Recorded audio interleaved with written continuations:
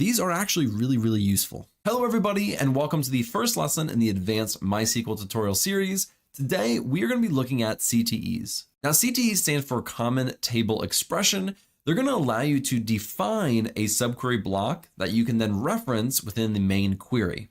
Now, that may not make perfect sense, but we've looked at subqueries in the past or in previous lessons in the intermediate series. So you kind of understand that it's kind of like a query within a query, except we're going to name this subquery block and it'll be a little bit more standardized, a little bit better formatted than actually using a subquery. Let's take a look at the basics of writing a CTE. Let's pull this down really quickly.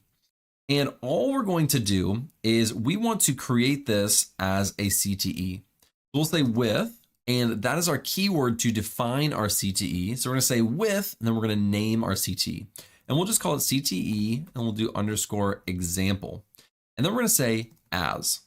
So this is how we define it. And now we need to actually put it in parentheses. Now you can do this in several different ways. I'm going to do it kind of like this, just to really emphasize that this is within the CTE. Now, CTEs are unique because you can only use the CTE immediately after you create it. So if we come right down here and we come right below it, we'll say select everything. And we're going to say from CTE example. We'll say from CTE example. And let's bring this back up. Now, if we run this, we're going to get the exact same output. Now, this should seem pretty familiar, almost like we're using a subquery. And within our subquery, we have this right here. We're kind of building our own little table, and then we can query off of it down below.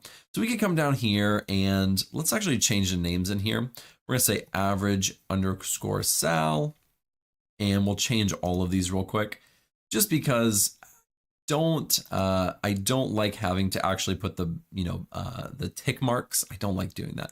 So here we're going to say max, then we'll say min, and then we'll say count. And let's go ahead and run this again. And so now we have these different names. And when we come right here, we can say select, and then we'll just do something really simple. We'll just do the average of average underscore sal. So the average salary. And let's run this. And so this is the average between both the males and the females. Kind of the purpose of these CTEs is to be able to perform more advanced calculations, something that you can't easily do or can't do at all within just one query. Another reason to use a CTE is just the readability. You can absolutely write this using a subquery, and let's do that really quickly. And it's just going to be a little bit tougher to read and look at. So let's come right up here. We're going to say from, and we'll do right here, we'll say select everything. We'll do select average sal from here, and we're going to need to name this. So we'll say do example underscore subquery. And we'll get rid of this, and then we just need to get rid of this, and we can run this query, and we get the exact same output. Now, if I formatted this exactly the same, just like this, and the names down there, if we look at this, the syntax is just a little bit more difficult to read. We're selecting the average of average sal from, and then we have our subquery right here, and then we're naming it at the bottom. If we scroll up and compare this, this one just looks a lot better.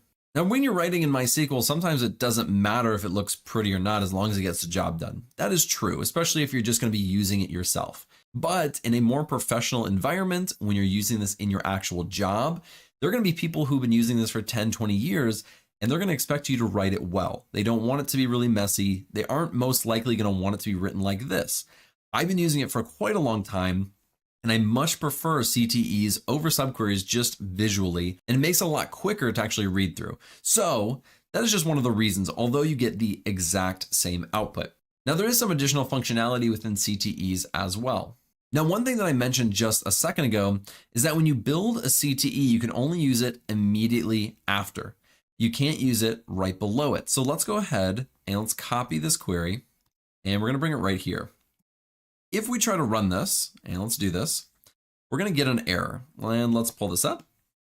It says table parksandrec.cte example doesn't exist. So we're looking for a table called CTE example in our database, but it's not there.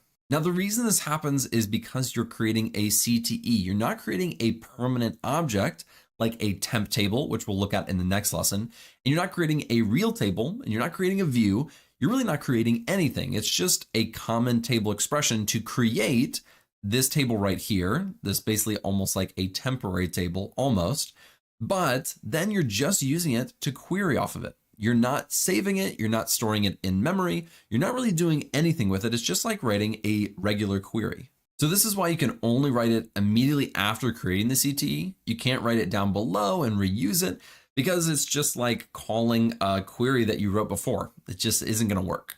Now, the next thing that I want to take a look at, and let's copy this down here. Next thing I want to take a look at is that you can actually create multiple CTEs within just one. So if you wanted to do a more complex query or joining more complex queries together, we can do that all within one CTE. So let's come right here. Let's get rid of all of this. And we're going to say from the demographics table, we're going to say where birth underscore date, and let's just do is larger than 1985-01-01. So we have one query, and we'll take just a few columns from this table. So we'll take, let's say, the employer or employee ID. We'll take the gender and the birth underscore date. So this is one query, and we're filtering just based off of this birth date.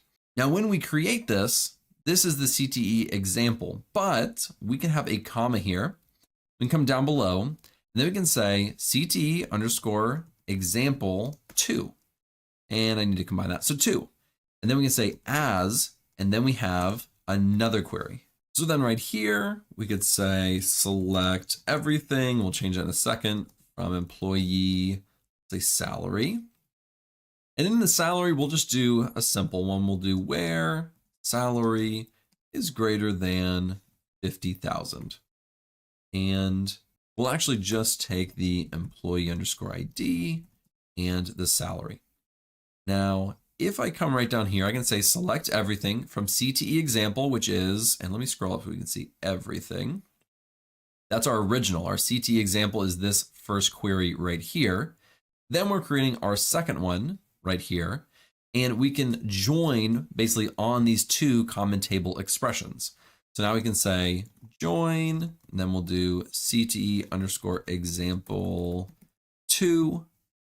I need to change that X. And then we'll say on, then we're just going to do CTE example dot employee underscore ID is equal to CTE example 2 dot employee underscore ID. And not an equal sign, but a dot. There we go. Now, if we run this, it should work. And we can pull this down and look at our output. Now, this is just an example. This isn't a real use case because, of course, we could just join these two tables together normally. But you can imagine you have a much more complex query, or you're doing a lot of functionality within this table and you just want a certain subsection of this table and you're wanting to combine those. This is how you can do that with a CTE. So now we have all of our information right here, and that can be extremely, extremely helpful. Now, one last thing that I want to show you, we're going to go all the way back up really quickly right here. Let's run this one more time. And let's actually take everything. And let's run this. So here we have our gender, average salary, max salary, min salary, and count salary. The last thing that I want to show you, and this is more of something that's just somewhat helpful, you don't have to actually do it in your main query, is before we went in here and we changed all of the column names by doing an alias, by saying as, and then saying the average salary. And the as is just implied here, but we're changing this via an alias. We don't have to do this. In fact, we could come right here and we could do a parentheses. We could call it gender. We could call it average underscore salary, max underscore salary, min underscore salary, and let's do count underscore salary. So now if we were to run this, let's change this up. We'll do capital on this one. If we wanted to run it like this, when we run this, it'll change all of those names to what we have it right here. So this will be the default. This will overwrite the column names that you have in your actual CTE expression or the query that you have within your CTE. So that is all we're going to take a look at in this lesson on CTEs. These are very, very helpful. Definitely help with more complex queries, and they're just really easy to read and understand, which is why I personally use them a